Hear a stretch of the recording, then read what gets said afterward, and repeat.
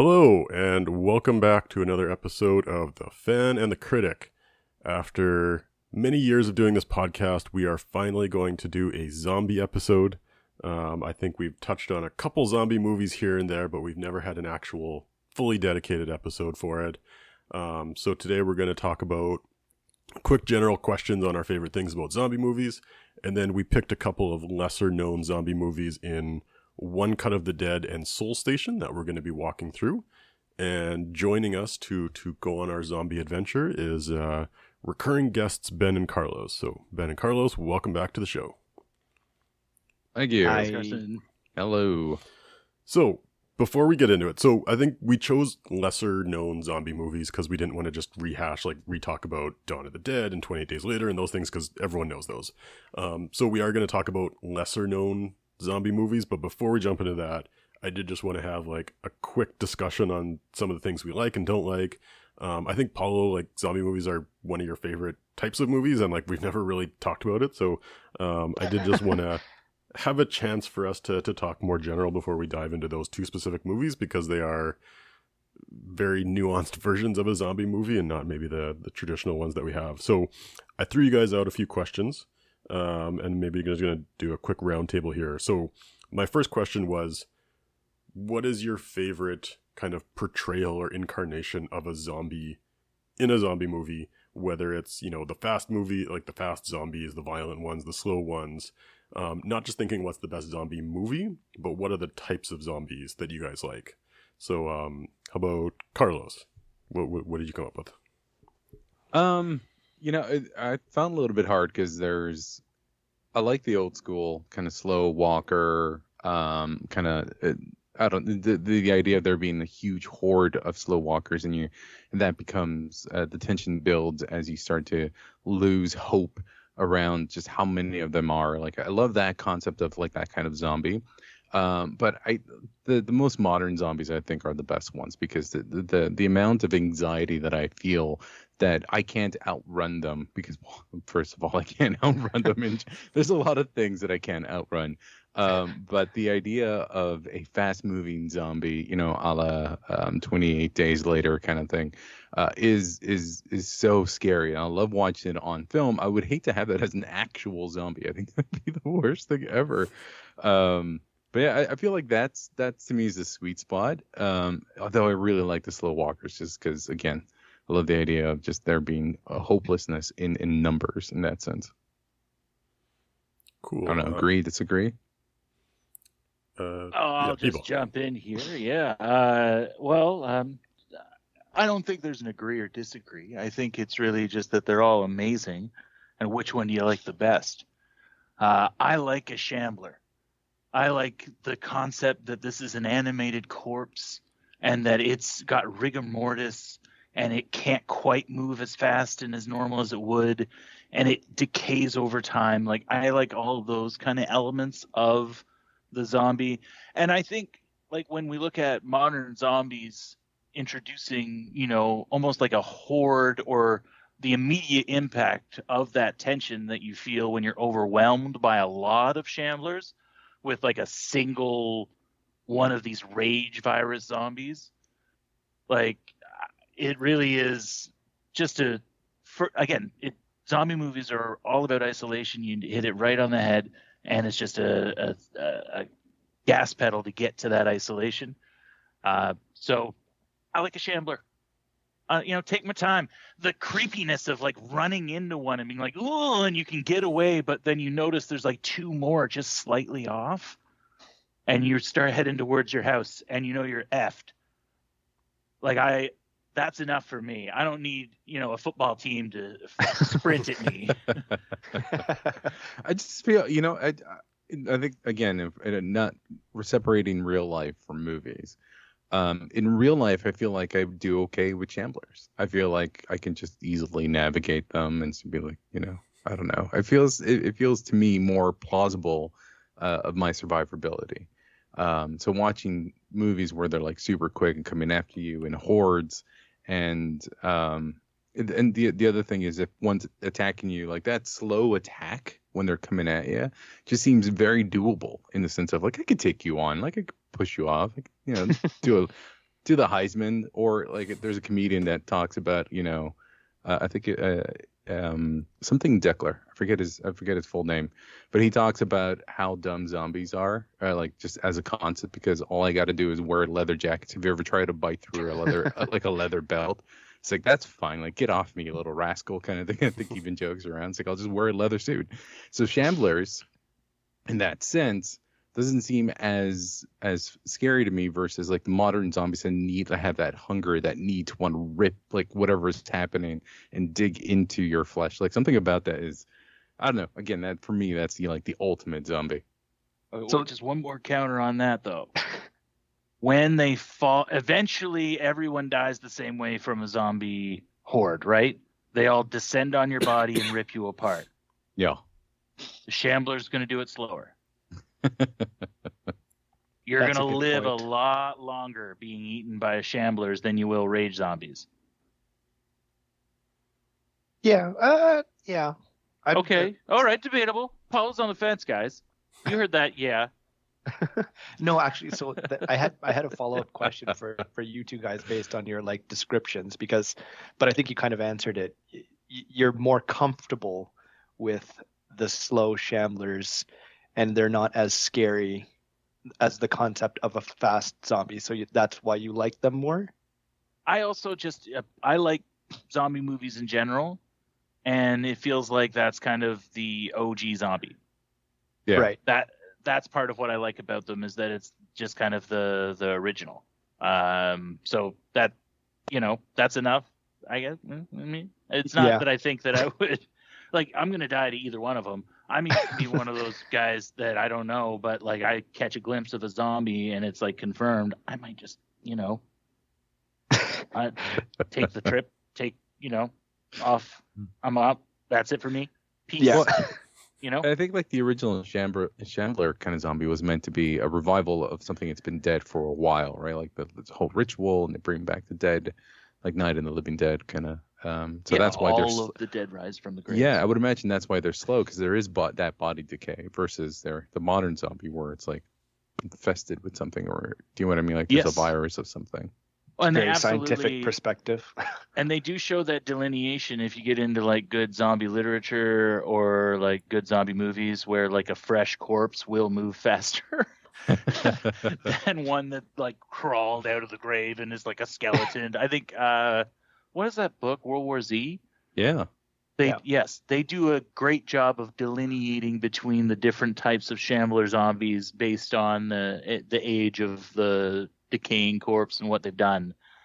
Again, you don't get that kind of delineation of different zombies when they're all just like, blood, like I need blood. Classic zombie line. Yeah. Give me the blood.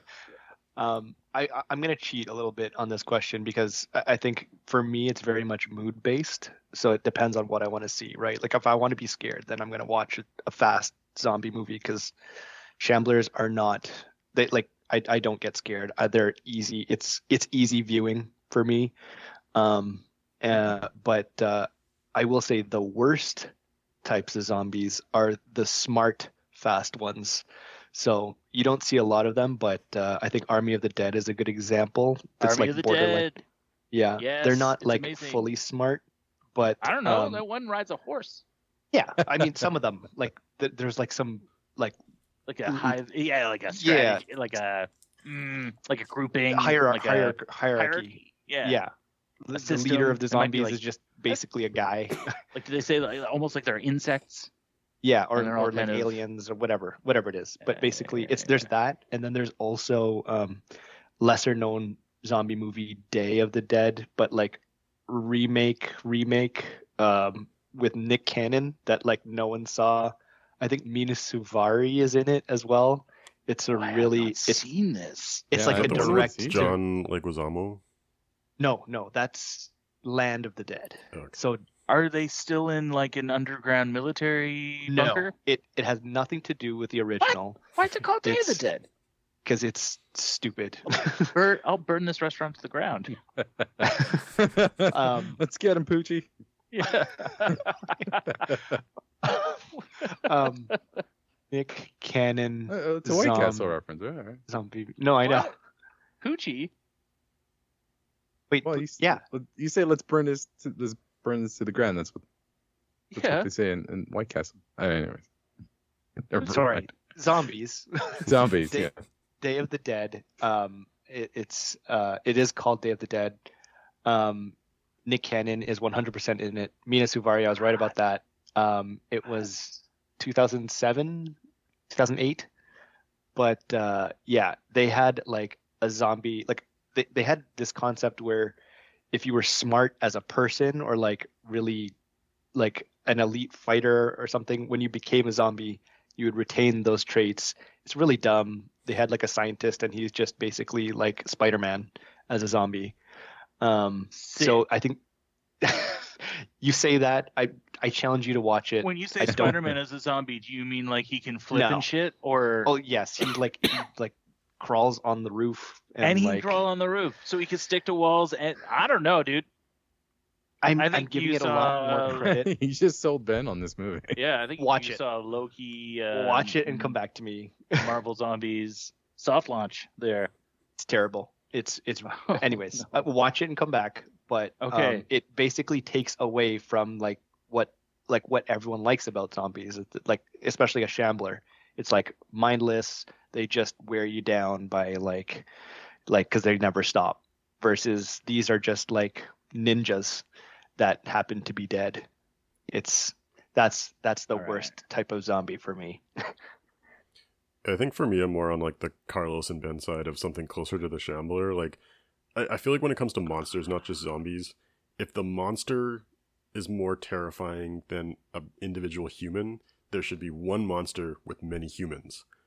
But if you're going to have many monsters, they should at least be individually weaker than a human.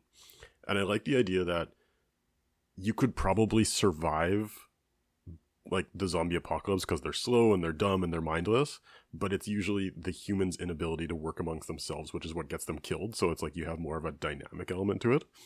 Whereas like if they're just monsters that can run faster than a human, stronger than a human, then it's like, well, even if you're trying your best, like the humans might not survive. So it's like, again, less relatable. So I agree on that side. All right.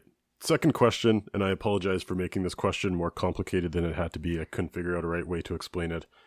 What I was trying to get for was, okay, so if you had an AI that you told to make a zombie movie, and I was thinking about TARS from Interstellar, if you guys remember, where it's like, oh, put your humor setting to 70% or 50% or whatever, like you had those settings in the movie.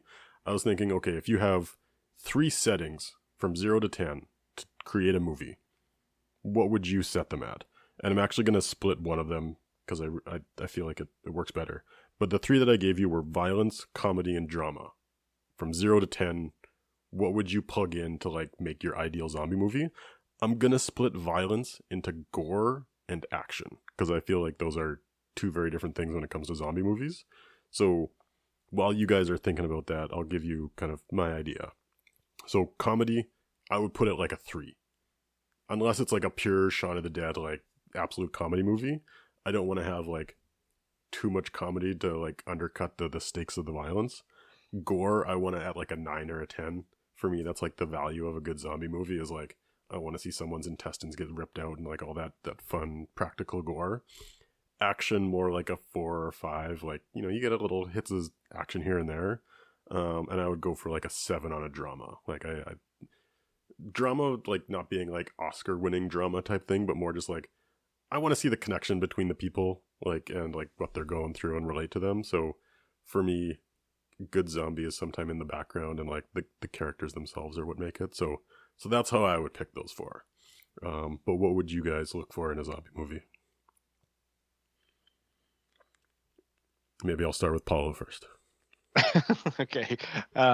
Yeah, I think I mean it's this one's tough for me because, and I was thinking about it earlier, because it depends on what I want to see at a given time. It's like entirely mood based. Like, do I want to be scared or do I want to like have some fun or laugh at something? That like makes a difference if I'm going to watch Shaun of the Dead or I don't know, Army of the Dead. But I think if I'm on average, I agree 100% with the violence and the gore for Carson. Like if it's a zombie movie, I want it up there. So like I'll tone it down a little bit. I'll go to an eight because when I think of like 9, 10, I think of like a Quentin Tarantino movie, like where someone gets shot and the body just like explodes in like a water balloon with blood. I don't want that over the top, but I want that good old zombie gore. Comedy, I'm gonna put it at like a 7 or an 8. Not that it's like comedy throughout, but like good comedic moments where it's like it just breaks the tension, because especially in like a slow burn like Shambler zombie movie, and it's like all about despair, if you have a lot of drama, and it's just depressing the entire time, like one really good comedic moment I feel like really hits harder and I enjoy it a lot more. So I'm going to put it at like a 7. And then the drama I'll put at like a 4, because I'm thinking like where Carson has his drama, it's kind of like It Comes at Night type movie, which, I mean, if you haven't listened to the podcast before, I've said in the past I absolutely did not like, because the movie's called It Comes at Night. It should be called Nothing Comes at Night. Um, but yeah, so I mean, obviously you want some stakes. You want to care about the people. So I think Nothing Bebop comes is at thinking night. dirty. Title of your sex tape. Of course, I walked into that one. But yeah, drama at a 4. So you care. You still care. For the record, I did not like It Comes at Night. It was okay at best. But for me, like a good, like Dawn of the Dead remake, Zack Snyder one, that's a good, like, I would say 6 or 7 drama. Like, it's about the characters, Okay. how they relate to each other, stuff like that. Like, it's not like, again, not an Oscar-winning drama type thing. Yeah, that's fair. I'll put mine at a 5 then on the drama. What do you think, Ben? Sure, I'll go next. No problem. So if it's, what's funny is that I don't know that I want to watch the zombie movie that I would want to make if I wanted to make a real good zombie movie. Because I would want it dramatic as heck, gory as heck, and not a lot of comedy. I agree with everybody that the isolation is such a heavy element of it. There wouldn't be real action in it. It would be bleak. There would be terrible gore. Somehow we're going to work in that the government is profiting off of the gory zombie spectacle that needs to occur in this isolated world that we create. The drama is such that, modest slights because of the isolation and the close confines become an absolute nightmare of, social dynamics playing out. Why did you take a shit in the bathroom that's really close to the cafeteria? It's like, I really had to go. It's like, we're really in that cafeteria. And then 2 days later, someone dies. From the smell. No. Okay. Although the smell starts because they killed them because they took a poop too close to where people are eating. So yeah, like drama at a 10. Violence at gore at a 10. Somehow figuring out a way of showing it in a way like you have to watch them eat. Like they're broadcasting them eating. And somehow that's what rich people eat now. And like that's because good zombie movies have a social commentary element to it that's pretty easy to pick up. You see it in both of these movies. And yeah, so I would also want to make sure that that's in there, and I would cherry pick capitalism as my enemy or villain. Carlos, what are you thinking? I agree. I agree a lot with what Carson was saying. One, I want the gore to be up there. It's a zombie movie. We got to see guts. We have to. It's just, that's what that's what a zombie movie is, or a zombie TV show, right? That's like the main thing. So we got to see gore's got to be up. There's got to be at least a 9. As far as violence goes, I probably put about a 7 or an 8. Do you know what I mean? Like I still want it to be violent as far as the action side of things. Not I almost yeah, I want to see the humans be violent. yeah. Oh yeah. I don't 100%. necessarily care to see the zombies do Yeah, I like mean, we're all nice, right? Until we're put in a situation where, yeah. we're not anymore. And I think Not that letting is a you into my situation. bunker during the Yeah. zombie apocalypse. Yeah, I don't trust you. it's just a scratch. I think humor is low for me. I think you can. There's certainly a world where you can have all of it. I think of Zombieland, the first one. Second one was horrendous. But the first Zombieland had all of it, right? It had high gore, great action, great drama, and Totally. and the humor was really good. Like they did. It was like the most perfect zombie movie if you were making a modern zombie movie. But I think you need to care quite a bit about the characters, because all these movies, while you're seeing it at a global scale often, it's really you're following either a group or an individual. And we'll talk about, I think the next question's about the protagonist, so I won't go into it now, but you're effectively, you want to care about their backstory, you want to care of who they are and what and how they're going to grow from this experience that they're about to go through as a group, as an individual. Like the drama needs to be there, the background needs to be there. You need to care about each of the characters so that when they kick the bucket, you're feeling that pain, right? You're like, no, I like that guy or gal. But yeah, so I think so. A low in comedy, I'd probably put like a 3. We need to have something that breaks the tension, but not quite as much. The drama is going to be pretty high, a 7 or 8, and yeah, gore is going to be up there, a 9, and then the violence / action side of it, I'd probably put maybe at an 8, 7 or 8. Yeah, I almost went lower on the comedy, and then I remembered, which this is a really good movie, and it's not a zombie movie, but The Road with Viggo Mortensen is like a movie that I respected, but was just so bleak the entire time that it was like, okay, it's good to have a little bit of comedy to break it up every now and then. Yeah. But that's a good segue into our last question that we're going to go into, which is, what is your ideal type of protagonist? And you guys can mention specific ones if you want, but I think we had identified 3 types of protagonists that most zombie movies have. Your first one is like your typical action hero, something like a Resident Evil, where it's like day one, you're a badass, you're kicking like zombies. Number 2, I would call the incompetent average Joe, which is somebody who was thrust into the situation and really cannot handle it very well. And then the third one I would say is kind of the reluctant survivalist, which is someone who's capable but maybe doesn't really want to be in this scenario, or maybe doesn't want to be taking care of people, whatever that is. So maybe Carlos, because you're already talking about it, what type of protagonist do you prefer? I love the average Joe. I love the guy who was a bit meek, potentially in his regular life. Like I think of Dawn of the Dead, like the remake, and when they're like, "Why are we falling?" Like the lead protagonist is talking about, "This is what we need to do. Here's our plan. We're staying in the mall." Blah blah blah. Like he's laying it out. He's like, "Why are we following you? What were you like in the army before?" He's like, "Oh, I used to work at Best Buy," or something like. I forget what the actual line is.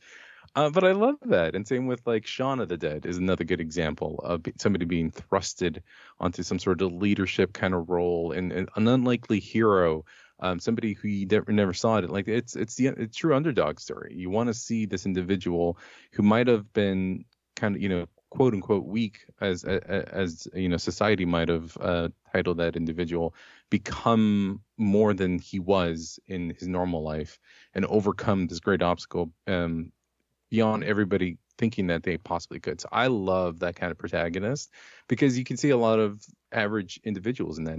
I can see a lot of myself in that, right? I live a normal life. There's nothing terribly exciting as far as zombies happening or things like that. And I want to feel like if that happens to me, if that zombie thing happens, then I would take the lead like these individuals do. So something about that really resonates with me and makes me feel like I can see myself in those characters. Charles, you gave such a heartfelt answer. I was waiting to make a joke about you saying thrust, and it's been too long. So you Well, messed it up, man. I also hate the guys who are just like good at it right from the jump, right? Yeah, the star yeah. athletes. I don't right? know. I kind of like that. Like, you don't realize it, They're but all like hunky and that's stuff. you. Yeah, I get it. Like, like Ash from Evil Dead. Like at a certain point, it becomes the only thing that makes sense for that guy. He fits there, In the regular world, he sucks. But in this one context, he's the guy. Well, that's what I'm talking about. I'm talking about But you like hate that. Like what's his name? Jeremy Renner in 28 Weeks Later, when he becomes the protagonist. Like he's a sniper, well trained, and he's it's like watching Legolas kill some zombies at that point, which is cool. But I don't see myself in that individual. I can't relate to that guy. The one stereotype fair. that I like that's maybe a bit overdone these days is like the hunk jock who you think is going to be a jerk because that's what the stereotype always is, and then they ends up being like too nice for their own good. I can't think of like a specific example, but I feel like that's a thing that comes like they try to subvert. Why? F you. I love them. That's what would happen to me. I'm saying I love them too. You're the jock in all this, right. in this Sorry, case. You'd definitely be I'm played by defensive. Glenn Powell for sure. No, what's his name? I know who they would get Eric Stone Street for me. What? As the Eric Stone jock? Street. Yeah. Well, I mean the type of the softness. It's more about the softness.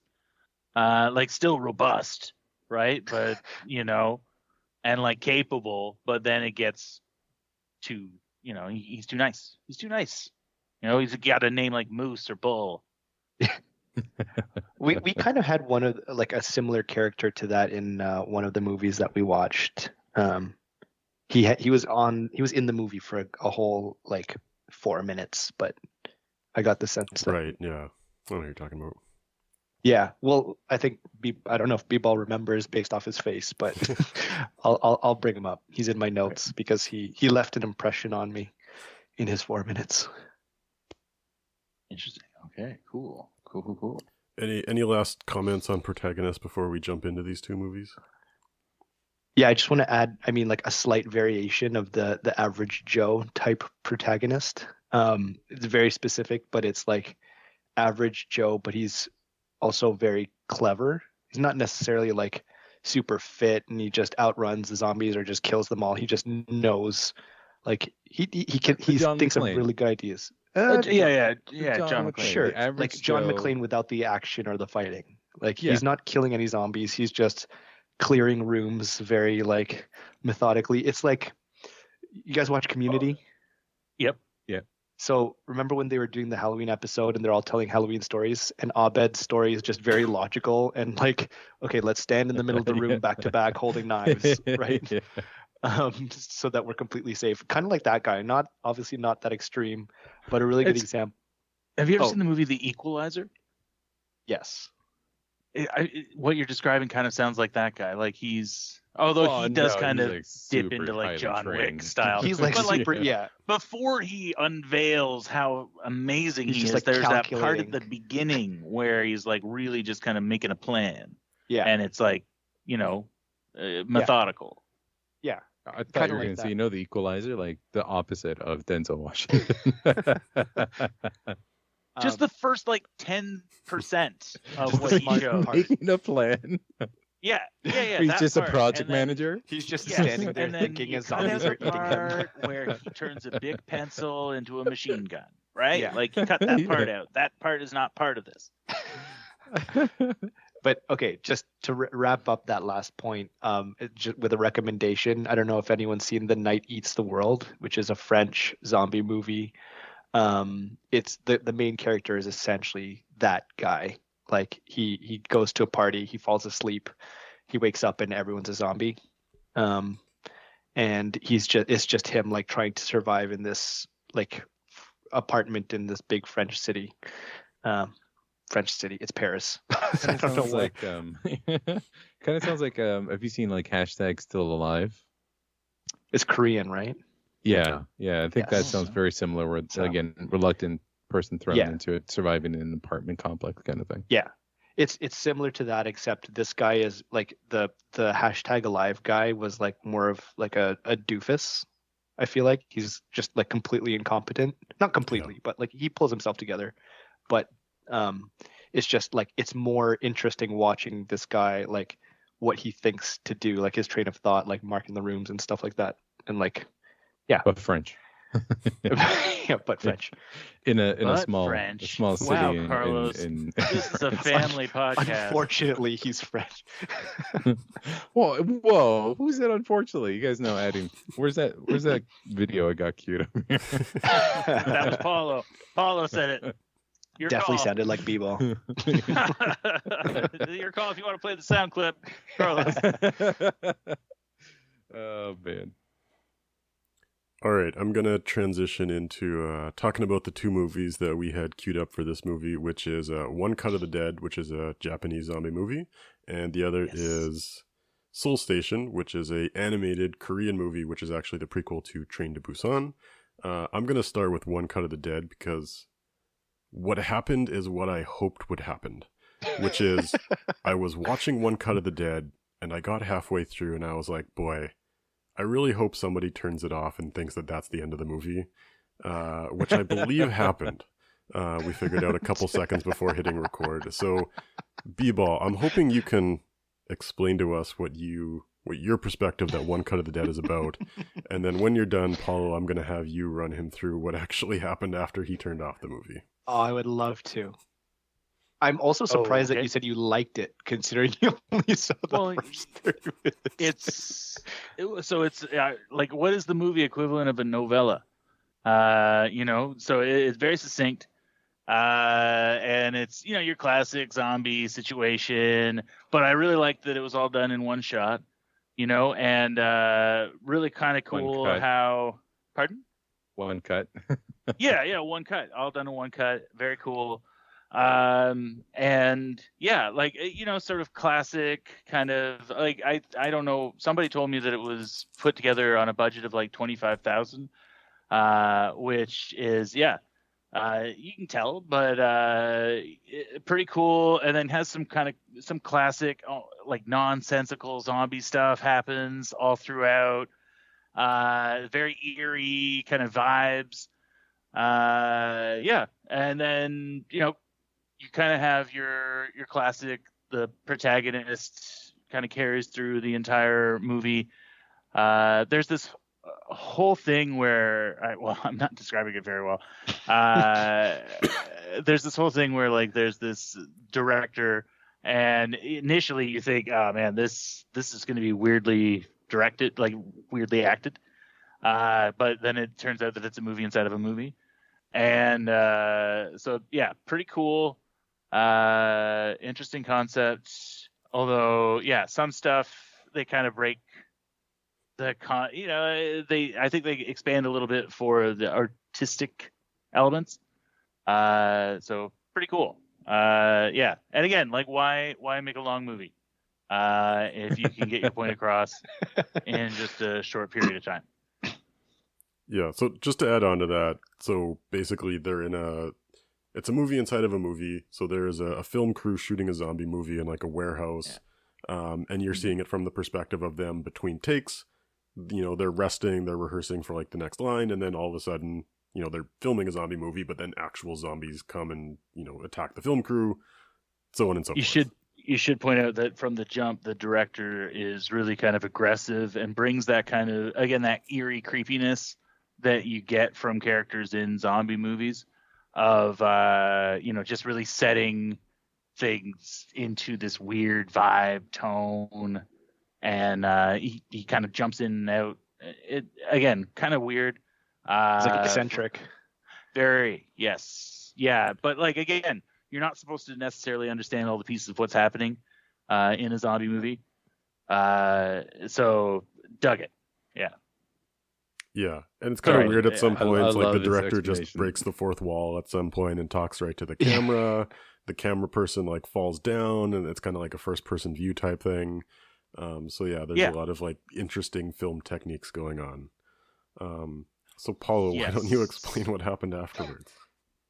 So there's there's so much more movie. The first 30 minutes is one cut, and the credits roll at the end. Which, and then she's to like be fair, in the blood pentagon. Yeah, the protagonist lady has like killed the director because he's essentially the one who like set the zombies on the actors to make a really good movie. He did the blood ritual that caused the zombies to become alive again. Yeah, so she kills the director. She's standing there like looking up at the camera as the credits roll. To be fair to B-Ball, they're in Japanese. You can't really tell like what's happening. But if you wait for about 5 minutes as the credits roll, cut to 1 month earlier, there's an hour more of movie. So it's a movie within a movie. Okay, so I was looking at the YouTube. So I will, just in support of B-Ball, it almost got me as well. The only reason it didn't is because I was streaming it on a laptop and I couldn't get up to turn it off. So I just let the credits roll. I was on my phone just talking to my wife, and then we said to each other like, wow, that was it. I couldn't have been so short. Like, okay, I guess that was cool. I was already mad at you guys that you made me read for both movies. I thought you were doing me a solid that one of them was shorter. I mean, it was fairly short as movies go, but not 30 minutes. Yeah, it's an hour and a half long, right? That movie? So I guess I am screwing with you guys. I watched the whole movie. Burn on you guys. I watched it all. I like it. It's a movie inside of a movie inside of a movie inside of a movie. It's a Russian nesting doll. Suck it. I watched the whole thing. B-Ball, how about you explain what happens in the last hour of the movie? Okay, so they cut to 1 month later, and 1 month later, 1 month before, or 1 month before, right? And then so you start to see, and it's really interesting because they start to talk about how they're going to get this whole thing going, and you see that they're building towards actually putting on this show. And I actually, you know what, in my paranoid mind, I thought every time they kind of went further and further in documenting like what all had gone on, I thought there was going to be more zombies, like real zombies that kind of like fuck it right at the end. But no, it basically becomes like The Office immediately after they show this movie. They show a half-hour movie, and then they show behind the scenes The Office making of, including, you think what you're seeing is what you saw was an artistic depiction of what the movie you're about to watch is. But it isn't. It's the actual movie that they're building towards making, because they switch around who's going to be cast in the movie. So initially you're like, oh, okay, so I'm going to watch kind of a fake version of the movie that I just watched, them make the fake one. But then you watch these them are really make good guesses, or if did you actually watch the whole movie? I actually watched the whole movie. I watched the whole movie. Yeah. I love the whole thing. I didn't want to give up too much, because like I wanted to like allude to the camera angle going up at the end. But that would be too clear. Like, well, maybe he's fucking with me. You guys bit so hard on this. Oh.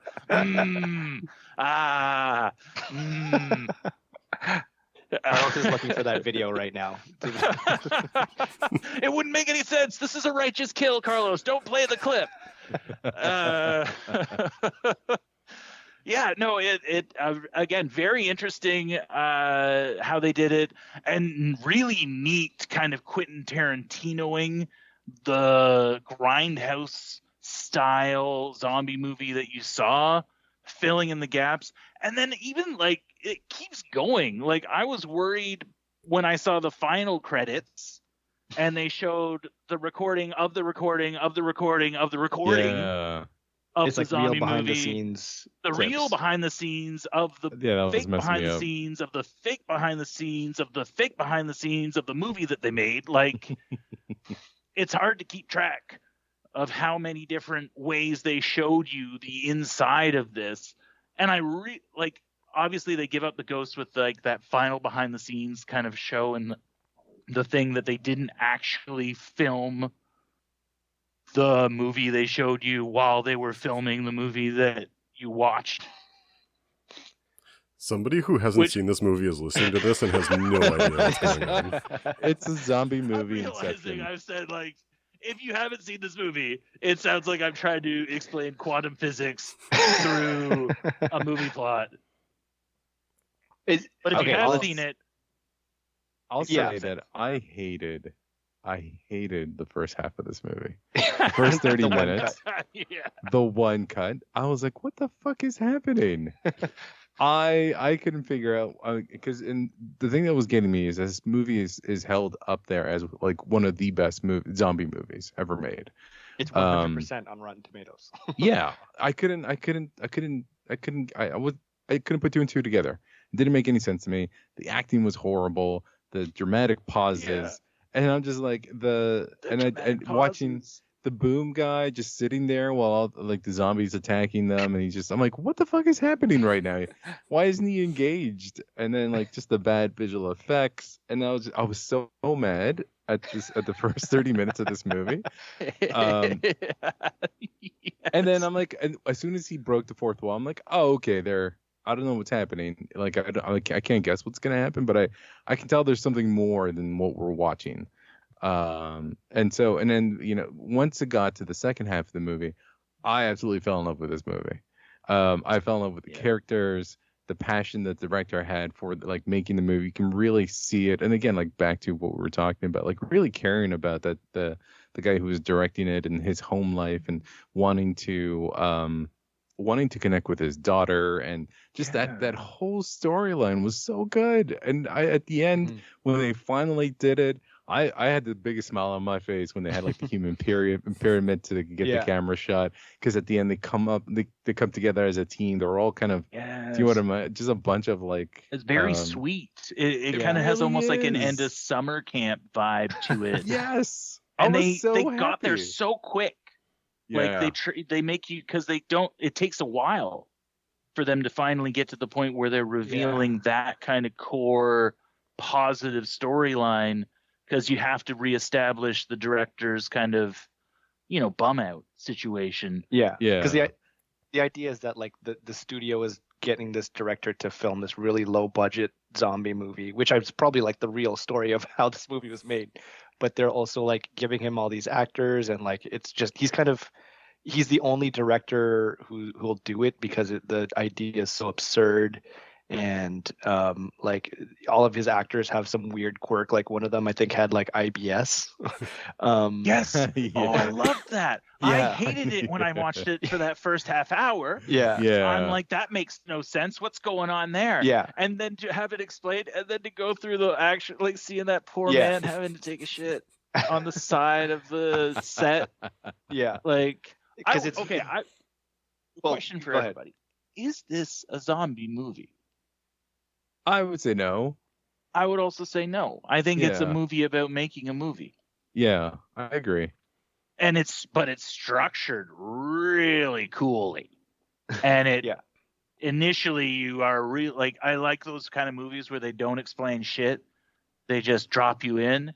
And this movie drops you into something and doesn't explain anything, and then fills you in way after. Well, and then the explanation like super pays off. All the things that made me frustrated watching the first half. Makes me I'm want like, to watch the movie again. Okay, right. Like all those long cuts, the girl just randomly screaming for like what seems to be like 2 minutes. Down for nothing. I like that they revealed the true villain of the piece, improv. How did that make you feel, Bebo? It stung. As someone who sunk a lot of money into improv classes, for it once again to be like, oh no, what's happening? And then they're like, they're improving. Oh, you used to do improv? We got to fix it. No, Carlos, it's a myth. There's a couple like really good examples. I think from the first 30 minutes where just like things that are like inexplicable, they just seem so weird, and like so really specific examples around why the reveal is so satisfying. like for one, I just remember it because there's such a shift in the notes that I was taking, like during the first 30 minutes. Like, why is this? Why am I looking at three people standing for so long? This lady's screaming for 3 minutes straight. You had like critical notes from Yeah, like I a was technical perspective. Yeah, Yeah, those are 'cause, my like, notes as well. yeah, I was thinking back to like my grade 12 drama class where my drama teacher would yell at us when like we're doing a scene and we're all just kind of standing in a line, and he'll yell trees in a forest, and then everyone would just be like, okay, we need levels, like so there's like long stretches in the first 30 minutes where everyone's just standing next to each other talking to each other. I'm like, oh man, I can hear his voice in my brain. And it's like, this was 100% on Rotten Tomatoes, but then it's like clear, like it's revealed Yeah. later that Yeah. like there's changing things around behind the camera, and it shows you after, and it's like such a satisfying payoff. Or like when the girl is like on the roof screaming for like a full minute and a half, and it's And just you're like, focused on why? her. Why would they do that? Yeah. It shows Another like great example is why did the zombies barf on people? yeah. Yeah. Because And one of were them's an alcoholic. so ineffectual when they got close, like really ineffectual. Like you think they would by accident have bit them a couple times when they were like just, Yeah.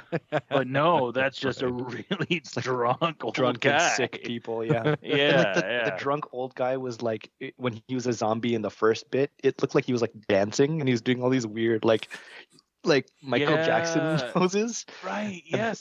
And it's like, is this a weird Japanese thing? But then I guess it's revealed that he's just really a weird drunk guy. Yeah. And there's like I don't know. There was another example of where in the very beginning, one of the non-zombies goes crazy, like in the movie, and she starts chasing down the other survivors with an axe, and That then made no sense to me. yeah, and then like they take her out by getting her in the head with an axe as part of the movie, but then at the climax of the 30-minute part, she stands back up and she starts screaming. What's For that? no reason. And then she falls What's- back down. And then it just keeps going. Like it doesn't explain. It just the movie just continues. And you're like, Yeah. okay, wait, she was dead. There's an axe in her head. Dude, when I watched that the first time, I literally in my head, because I just want to be so on board for like a unique thing. So the fact Yeah. that it's one cut, I'm like, snaps. Okay, Yeah. I'm here for it. Yeah. Oh, that happens. Well, Sometimes I crazy thought- shit yeah. happens. Who knows? I thought the actual zombie movie was going to start at that point, where she stands up and says, "What's that?" And I thought that's going to be the thing where they show us the real zombies now coming at them. I thought that's what was going to happen, but no, it just kept Yeah. going. But like the reveal for that one is so cool too, because like apparently her character was like, she was an actress before and she gets too carried away, so they had to like actually choke her out and put her unconscious so she would stop like trying to kill everyone, and then she just wakes up like in the middle of the shot, and that's why she stood up. Just stuff like that. It's like, I mean, if you haven't seen this movie before, I guess it's way too late for that now, but don't listen to any more of us and just watch it, because it's definitely way worth too it. late for that disclaimer. Yeah. But then if you think about it, again, they show. Oh, you're muted there, Ball. You got your. Oh, Oh, thank you. They should not be listening to this podcast. Come on. This is a very spoilery podcast. It's I a will no. say though, knowing that at the end they show you the filming, the making of the making of the making of, it's almost, you know, what were we really watching? Like even when we watched like the 1 month later and then the leading up to, those are now just actors playing characters that are playing characters that are playing characters. Like it's so my brain hurts when I think about it too much. Carson, what are your thoughts? I was gonna kick it over to Carson because he's been I'm- quiet for a while. I'm still cheesed about B-Ball getting us so hard on that one. Yes. Thank you, Carson. So, yeah. Delicious. I drank for 2 years. Overall, agree with a lot of what you guys are saying. Like, I loved it. Like, absolutely loved when it switched over. I was getting into a very, like, artsy critic mode on the first, like, 30 minutes. Like, I was ready to come into this podcast being like, this is why you don't do a one-shot. Here's all the reasons. Like, you can't do the zooms. You can't do this. And it's like, okay, it got me. I was the like one- comparing it to 1918. Like, Yeah. Yeah, you're not, The one part I was disappointed though is when you get to the actual end credits where they show a real film production of doing the one cut, because I was hoping that what we were watching in the second half, those was actually them. the actors who were holding the cameras that it was actually actually were. them. But they did like those as, which honestly is pretty impressive that they did the behind the scenes of shooting the one shot in the beginning and had it like those were actually two completely different shoots, and they made it look pretty seamlessly as if it was the same one. But some of them were actually rolling with those, like the actors with the cameras. They used some of that footage, like it's intercut, like you can. I think they did it twice. I think they just did. Like, no, but it wasn't I don't think actually there's wrong. ever a point where they actually use. I think what Carson's saying, and I agree, is that every time you think that that's happening, they're professionally doing it. Oh yeah. Oh, yes. Like every time that they show that guy at the end where he's like got his camera down regular and he's just drinking water that's offered to him casually, like all of it's like that. also fuck that guy, right? Well, I mean, not because of the IBS stuff, but like rad. No, he was such a dick. It's like I wrote an email. Did you see the email? Yeah, because of his terrible IBS. There's also there is a sequel, right? It's called Final Cut, which apparently, if you've watched this cut or this movie, one cut, it kind of ruins the whole kind of payoff kind of thing because you already know what's happening, what they're doing. But there is another movie called Final Cut that I think it's the sequel to this movie. Oh, it's a cool enough format. I think I would watch somebody run the same play. You know? Yeah. It's I haven't interesting. seen it done like that. Final Cut is rated higher on IMDb than One Cut. Like who can really trust IMDb ratings? Fair enough. Yeah, have you guys ever seen it? I don't know. It's rating for Crossroads or Wayne's World 2. It's bullshit.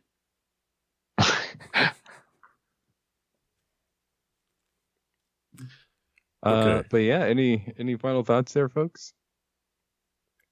Before we move on to describing the other one, I think very cool, nifty. I think the zombies that they were going for kind of hewed towards a somewhat like Asian style zombie with the makeup, but it didn't have a lot of that element. It was pretty traditional North American style, like schlocky zombie film. And then again, like the Russian nesting doll of the entire thing is very impressive and cool. It's like a zombie movie making Inception.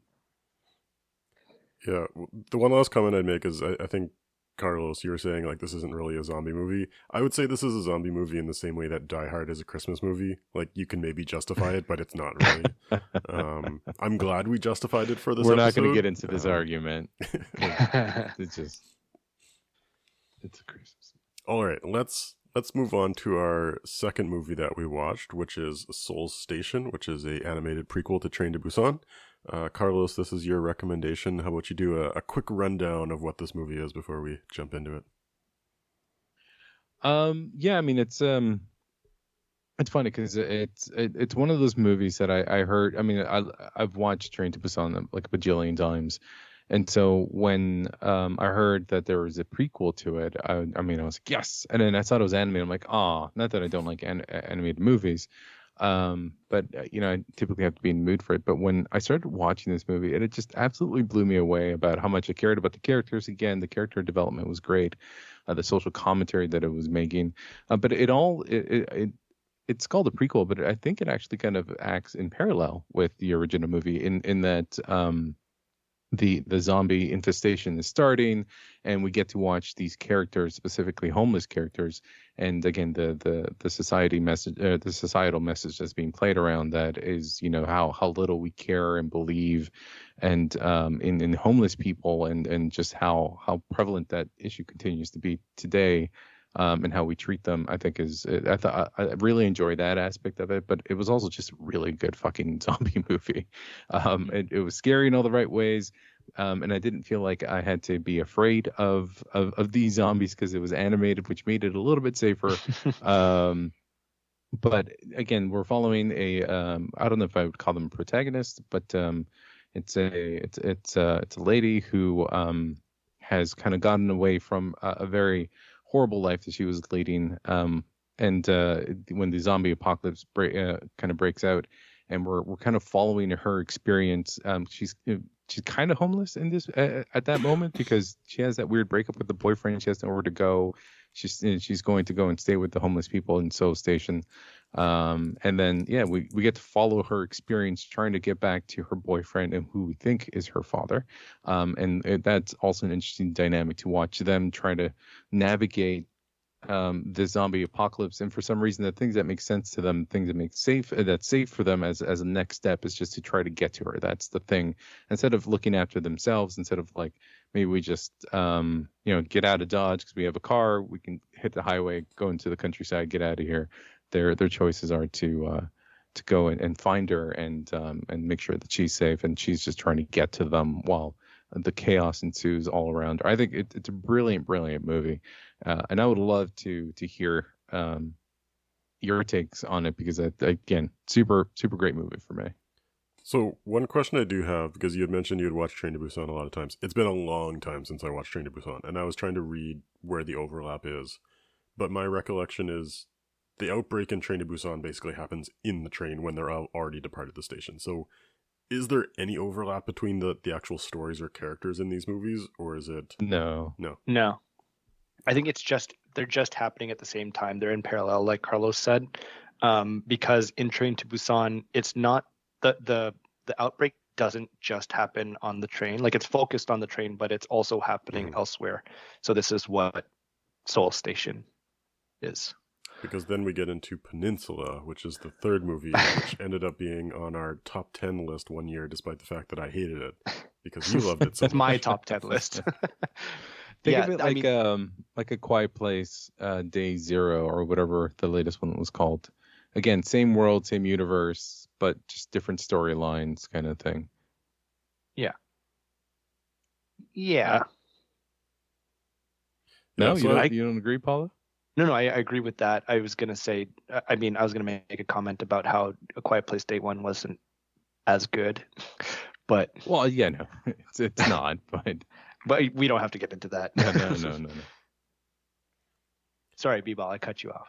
Oh no, yeah. I just to add on to Carlos's thing. Like I think social criticism is such a big part of good, solid zombie movies, and this one was really quite direct, and also kind of jarring and universal. Like, we do fail our homeless, like there are unhoused people. Like, we fail them every day. We're doing it right now. It's almost like a societal thing, right? And it's hard to see it kind of equated with the zombie apocalypse, and it being treated similarly. Like, you almost look at the parallels there with the water hose being turned on the people trying to get away. Obviously, anytime you see like a water hose, it's analogous with having that turned on people in the racial unrest in the United States. Like, there's just a lot of interesting class commentary in there. And to your same point, Carlos, around like the woman that we follow throughout the film is effectively homeless. It's interesting that the only distinction between her and some other people being treated rather terribly around her is her appearance of not being homeless. Yeah. Like, I think there's a really interesting part in the movie where at one point somebody sees that she isn't wearing shoes. And he goes from like wanting to help her to they flip the switch immediately. Yeah. They're like, nope, you're not part of high society. I'm going to treat you like absolute garbage. Like, very, very cool. And I'm going to say something that's going to bum you guys out. I have not seen Train to Busan. I have not seen that movie. I know. It's crazy. It's a real gap for me. It's a great And movie. I'm not I don't think- screwing you guys we're not over gonna... like earlier. Psych! I saw it. I have the poster right that here, movie. I've seen signed so by the much. director. That's why I was stoked about Squid Games. F you guys. There's I know absolutely enough no about it. overlap between Squid What? Game and Train to Isn't there Busan. one dude? Who's the one dude? No, there's one there dude that had is. like, there's one The guy. guy who There's recruits them overlap. in the beginning. Boom. The guy who recruits them. That plays the game in the station where he's flipping the cards. Oh, that's the main guy. Yeah. Yeah, the main guy. Follow. And I haven't even watched the movie. Carlos's podcast. Screw you guys. We're taking over. Yeah. I thought B-Ball just mixed up a couple Asian guys again. Oh, Let me get the song queued up. No, it's not. I did it right. Damn you. Righteous kill. I referenced a man that was in another film. There was no mess around. I can see that point. But no, very cool movie. And like, yeah, the zombies were super scary, but they still did a good job of like creating a menace that could be contained. So you got that human interaction. And Korean animation is really cool because they are willing to let people be ugly. Yeah. Like the animation style can be distorted in a way, and they'll have even characterizations that are much darker and uglier than maybe we let people behave in the fiction that we see in like popular Northern American stuff. It really kind of I like variation. I like seeing things that I don't normally see, and that kind of ugliness was really cool. Are you talking about like how disgusting the boyfriend was in this movie? Like how disgusting the boyfriend was, how brutal the depiction was of that guy succumbing to becoming a zombie at the beginning, and that guy running back and forth and being like out of shape and uncomfortable and begging and having people ignore him because he's not, high society. Mm-hmm. Like that whole situation is dark in a way that people usually shy away from. Yeah. I like that caught me off guard. Like going back to just the disgusting boyfriend, like the whole reason why, like him and his girlfriend. His girlfriend is like the main character, I guess, that you follow throughout Protagonist. most of the movie. Yeah, we'll call it protagonist. Yeah. But essentially, they're tight on money, right? And I think the movie starts with the boyfriend's like at an internet cafe trying to pimp out his girlfriend. Like he's putting ads online so that they can make money, and she doesn't even know. Like he's taking a picture of her sleeping, because she's had a past. Well, I guess she's had a past as doing that kind of work before, and that's why she's run away from home or whatever. And that sets up like the whole her father like looking for her throughout the entire movie. Mm-hmm. And I just remember thinking like, oh my God, like this, first of all, it was animated. So I was like, this is not the type of subject matter you usually see in an animated movie. So that really like threw me for a loop. And I was just furious at the boyfriend character. I was just waiting for him to get eaten. And that was like one of the things that I didn't really like that it was animated, because I knew I wouldn't get that satisfaction of seeing a real disgusting person get like ripped apart. You wanted blood.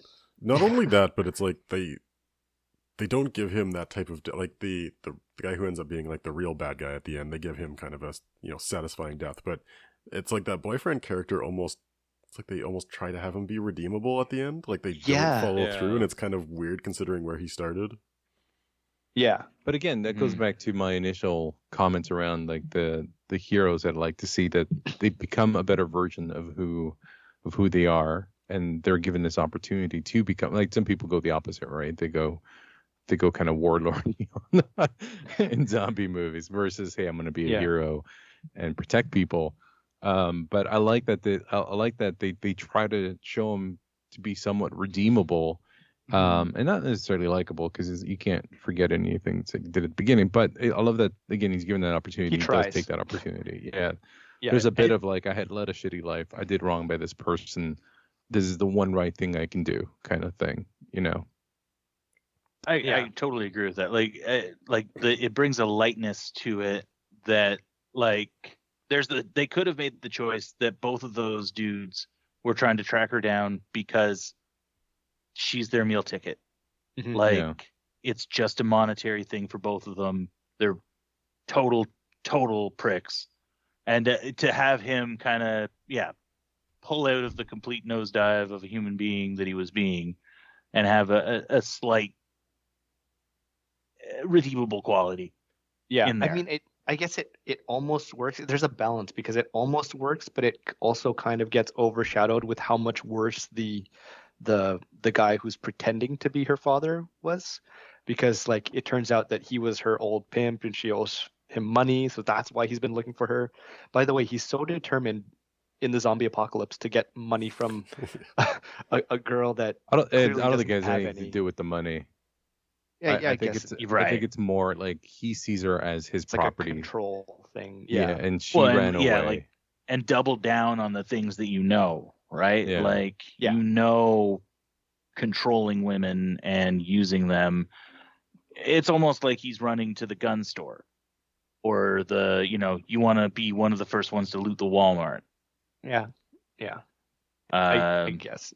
But a complete, I was curious. I was shocked when that guy was revealed. Spoilers, hard spoilers. Turn away. Turn off the. It came out into that. It's almost a decade ago. You're fine. Oh, okay. I mean, I also already said it. Right. So the reveal of that guy not being her dad after the whole time thinking it's her dad, and he's actually a really brutal pimp, is I was wondering, did you guys see that coming in some way? No. I thought he was going to be a zombie when he was walking out of the darkness when sure. when they finally link up. Yeah. So many things He's gonna be sad, sense, right? your dad made it, but he's a zombie. Yeah, but that definitely is a whole other curveball. The ultimate villain in a zombie movie, right? Other people. Yeah. Yeah. But again, it goes back into the whole in the conversation around society and how the government mistreats people of a certain class, or in this case, the homeless people and just people who are poor. Because if you replace zombie with the coronavirus, right? You're basically looking at a lot of things that are being mirrored around the type of people who were impacted the most. The people who were already poor got poorer. They lost jobs, and there was very little support from the government, and how they were treated. And then people who were trying to, again, the humans made it worse, and who the real characters came out. You really get to see a lot of kind of odd similarities to, again, remove zombie virus with actual virus and something that brings down society, and you get to really see some of that stuff. And I think that right at the beginning of the movie, where you have those two, I think they're I'm going to call them finance bros, that are talking about the government and what a poor job they're doing with, I forget what they're talking about. I don't think it had anything to do with housing, but something to do with kind of funding for healthcare or something. I forget what it was. And then that's when the initial old guy that's just gotten bitten is walking his blood. He's like, "Oh, I'm gonna go help him out. He looks hurt." And they were just talking about this, people need to do something. And he's like, "Oh, he stinks. Oh, he's homeless." Yeah. Right. And then he just I don't want to help out him. of there. Yeah, it was so it just resembles so many people who today talk a lot but don't do anything about it, right? It's weird. I almost felt in that moment this weird point in time in the movie where if they could have gotten to that guy, if that one guy had actually gotten the health care that he needed, that whole zombie thing could have been avoided. I don't know. He got bit from something, right? Sure, yeah, but it hadn't been. He hadn't yet turned into a zombie. We don't know yet what's going to happen. I really felt we got to get this guy some help. In my head, he goes on for so long, right? Yeah, without being helped, he's walking so long, and his brother's looking for help for so long, and he's just lying there in a pool of blood. Yeah. Yeah, brutal. And yeah, brutal in a way that you couldn't necessarily, like, they really took advantage of it being animated to show the kind of brutality and the kind of scariness of a zombie horde.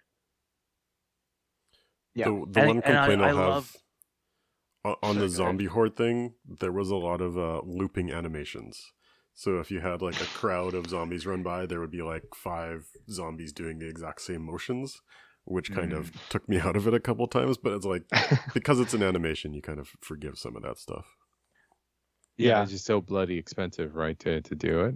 And I think this was his, because this is what allowed him to then go do Train to Busan, right? So he did this first, and then the story in the movie was so good that they're like, "Hey, we want you to do this, but in real form." Because I think this was made in 2014, came out in 2016, and then Train to Busan I think was made in 2016, but came out later on, 2018, 2020, I forget. Oh, so it's not really like a prequel. It's like the first movie in a series. Yeah, I mean, he calls it a prequel, which is why it's then deemed as a prequel. Because no one knew about it, I guess. Yeah. Right. That's cool. Just reflectively refer to it as a prequel of the more established work almost. Yeah, and don't quote me on that, but I think that this is I'm sure that this came first. I know that much, but I believe this is what then it was so good, and it was done on a lower budget that they were allowed to then create the Train to Busan. Mm-hmm. I think the biggest thing that bothered me about, well, sorry, not the biggest, because the boyfriend and the pimp were the biggest things that bothered me, but the next biggest thing that I remember that stuck with me, I don't know why it's still in my head, but when they're walking through the subway station, like to safety, it's like the main protagonist and the homeless guy, that she's still barefoot, and I just remember thinking like, ew. Like it looks really clean in the animation, and because Korea is probably a lot cleaner than Toronto, but I just remember the TTC and like I've been on the tracks before by accident. I won't finish the story, but my shoes were really dirty after, and I just like looking at all the rats and the garbage down there, thinking about like having to walk barefoot. I sound like a little princess right now, but I do. No, like I don't want to jump down and run around on the subway tracks either. Yeah, I don't think you're a princess thing. Yeah. Baby don't want to run on the subway tracks. I like what they did with her character, because initially when you think about it, like, she's been so reliant on other people, specifically male individuals, since she was a kid. And throughout the movie, she's trying to get back to them, but she's doing a lot of this stuff. Like, there's other people around her that help her out, but she's still, like, you're seeing the growth and development that she doesn't need other people in order to be okay or to survive. Like, she's doing quite a bit on her own. I love that storyline, and even how she takes back her strength at the end. Like, all that's just super freaking cool. I thought that was really well told. The one thing that I will disagree with, though, I mean, slight disagreement, I don't know about so much taking her power back, because I feel like it's just so bleak where she just turns into a zombie after. Like, it's not, I guess it's supposed to be dark. Like, the ending's not supposed to be super happy. But like, she's already gone through so much, and then her end is like she turns into a zombie. Like, great, she kills the pimp as part of it, but she doesn't survive. No one survives. Yeah. But that's what makes the movie so good. Yeah, I love when there isn't a happy it's a very ending. zombie movie ending that everybody's just effed. That's true. Yeah. There is no resolution. I think just that, but like in this scenario, I've never seen it combined with like the story that she actually went through, like the pimping and the almost assault.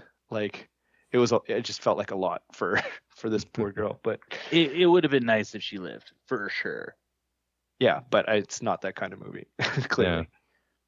Yeah. Also, when she was running away from things, she just never closed the doors behind her, and that really bothered me too. Sorry, side note. I was going to say, Paul, you never got a chance to talk about your himbo. Oh, wait, what's a himbo? So I know man bimbo. Like the jock character that's like everyone loves, but like is done in by their own kindness. Yeah. Yeah, the that bow we were- honk. Yeah, that we were talking about earlier. So like there's the whole part when there's like a crowd of people, like survivors that have like reached like a barricaded area, and they can't escape because like the army is keeping them on the other side.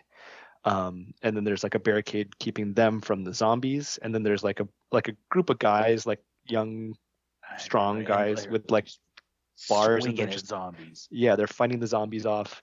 And there's the main guy who's like he's in the movie for 4 minutes, but he's like leading the protectors. And then when the zombies finally break through because there's too many, he has the quick thinking to like put a fence up and like climb over to another side, and then the protagonist follows him. But as she's climbing across like the zombie pit, she's like losing her grip, and then he's already in safety. He comes back for her, and he like climbs and like puts her hand back up on the wire so that she can make it across, but like he immediately dies because the zombies grab him because he's like taller. That was the one that left an impression on me that I was talking about earlier when I was referring to earlier when we were talking about that character. But you say you like that though, right? Like his character? Yeah, you like those kind of protagonists. Oh yeah. Yeah, okay. Yeah, like it was those little moments like that I hated how nice he was. little moments like that made me like this movie. I don't think I liked it as much as Carlos. You talked about this movie being brilliant. I don't know if I'd say brilliant. I think I rated this like 60 out of 100 or something like that. I liked it. I liked the last. Shots fired. I didn't That's a hate really it. good Okay, I rating didn't for hate Carson. it. But like the last 5 minutes where the reveal on like the dad being actual pimp, and like that little moment with that guy like being nice and dying, and like the old guy kind of helping her out early on, like the nice little moments that made it not just like a generic animated zombie movie, but it's like, you know, adds a little more humanity. I appreciated those. Mm-hmm. I will say that sorry, go ahead, Ben. Oh, I was just gonna say, yeah, like those glimpses of, and it adds towards this idea, because I don't necessarily think, like, I think there's a reliance on men, but I think it's also partially that she's been exploited by men and not really been like, you're given the impression that she hasn't been really shown kindness outside of a transactional exploitation of herself in the past from dudes.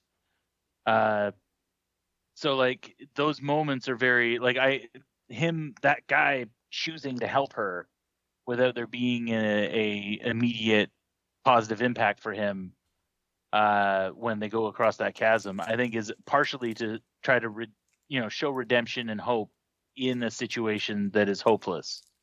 And then ultimately it takes it away because, everyone's a zombie. You get a Michael Jordan zombie that all of a sudden is able to reach the feet. Yeah. The smart movie is don't help anybody. It's like it's trying to tell us to help homeless people, but it's also saying don't help anybody.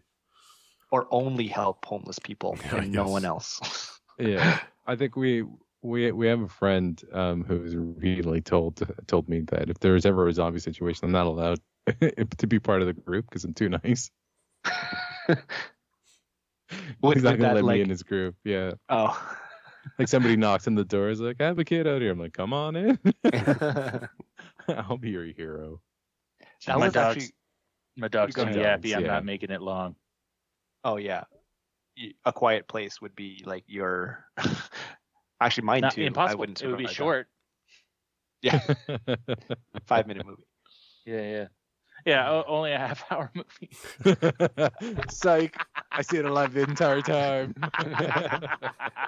Yeah, the best part of Seoul Station was like after she turned into a zombie, there was a whole other hour like right after. That's awesome. By the way, wanted to loop back. The guy from Squid Game is the guy from Train to Busan. Those are not two different actors. Yeah. Okay. Yes. Yeah. I was going to be in trouble if I had mixed those up. 100%. Put it on Rotten Tomatoes. This time, not racist. This time. And also, just to clarify, I'm doing pretty good. And to clarify, when I say brilliant, I mean brilliant in the sense of zombie movies. It's not like I'm going to put this up with, what I consider to be like brilliant movies, normal movies. But like as far as zombie movies goes, like this is up there, man. I love this movie. It's really Solid. good. I mean, for me, it's solid for like animated stuff because, like you said, Carlos earlier, I kind of tune out, or I'm just really not into animated things usually. Like with very few exceptions, like Invincible or like I don't know. Yeah, see, anime TV shows Spider-Verse. are different for some reason. You're gonna I make mean, me sit even down then, and watch an hour now. Although Studio Ghibli has some really amazing stuff. Yeah, or like Spider-Verse. Just like the animated things that I like are very few and far between. But this Yeah. is one of them. It's a You know, conscious Paul, effort to sit down and say, okay, I'm gonna watch an animated movie. Yeah. You No know, Paul, hate. my mom's the same way. Thanks. Your mom, it sounds awesome.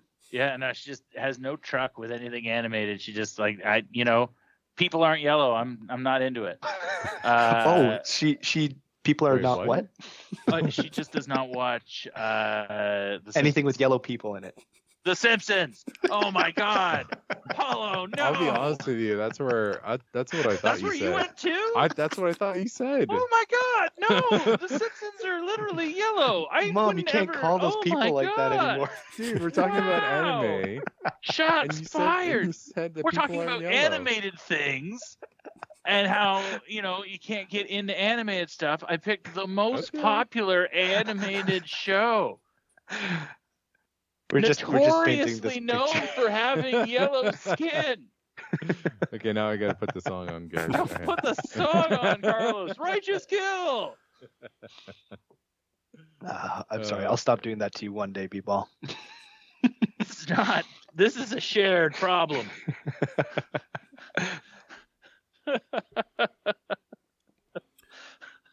So This is right maybe up there I'll- with me making fun of Carlos for thrusting. Anyway. I'll wrap this up by just one thing I just got curious about right now, because you guys talked about being up there amongst your favorite zombie movies.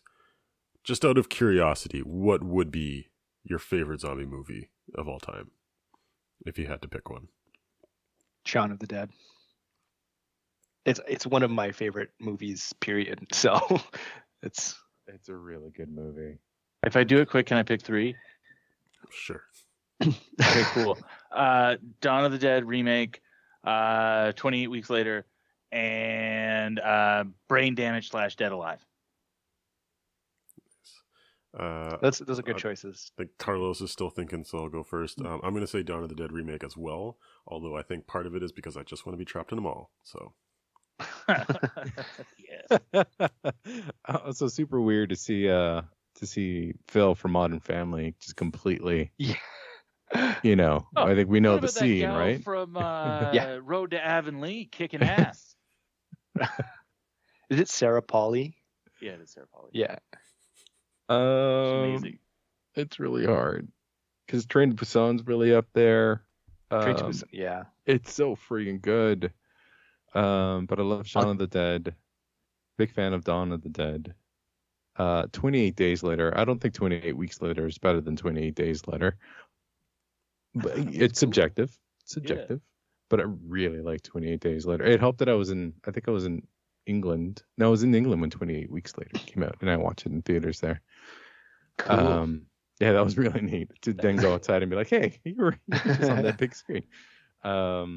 Just listening to Muse, freaking yourself out. Yeah. You know what movie I really like, kind of a bit of a out of nowhere, was Ben put me on a movie called Fido. And I really like that movie. I thought, like, I've seen that at least 3-4 times. That was a really great zombie movie as well. Yeah, so I don't have one. It's all of those. I mean, those are all good choices. I would actually put One Cut of the Dead up there now as well, having seen it. I'd put it up there as a great ass movie. Yeah. Not necessarily zombie movie, quote unquote. Yeah, because the reality of that movie is not one where at the end you're fucked over by zombies. Yeah. But also, if I were to recommend zombie movies to people, I would absolutely say, hey, this is a good zombie movie. You should go watch this. Yes. Without additional context, this movie kicks ass. Yeah. Like, Oh, as just an hide the remote. experience, Wreck was really good. Remember Wreck? Oh, Wreck, yeah. The Spanish version of it? That was really good. Oh, not Quarantine? No, not Quarantine. There's so many good ones. Yeah, I don't know. None of the Resident Evil movies, though. That's for sure. What about Resident Evil Apocalypse, Carlos? Come on. Get out of here. All filmed in Toronto, by the way. It was kind of cool. When they were, all you see is Raccoon City police cars, and when they were filming in the city. Well, that was Toronto's really technically cool. Raccoon City. It really is. Yeah, that's fair. Those just regular buildings and regular cars. Zing. All right. Well, I will wrap it up there. Thanks for joining, guys. Oh, and also I wanted to say special shout out. First time in when we've done episodes, no children were killed in the movies we watched. So congratulations, everyone. I think there's an assumption that there's an assumption, but there is nothing on kids screen. Been killed in yeah. Well, okay, no one dies in. We don't have to Dead. observe their deaths. like isn't one of the scenes where you see one of the homeless kids with a little car In Right, Soul in- Station? in Soul Station? Yeah, that's Yeah, one of the there's. scenes. I think there's dead Didn't see zombie it. kids in there. I think there's zombie kids. So I didn't there's. see it. I'm gonna consider it a win for us. Yeah. It's very close. If it isn't, it's extremely close. There wasn't explicitly child murder in these movies, guys. We're doing better. We're doing the work. Yeah. We're also going to assume that the protagonist was older than child age. Actually, that would make it a much more dark if she wasn't. Yeah, no, let's not even. I don't even think about that. And on that note, thanks everyone for joining. Tune in next time.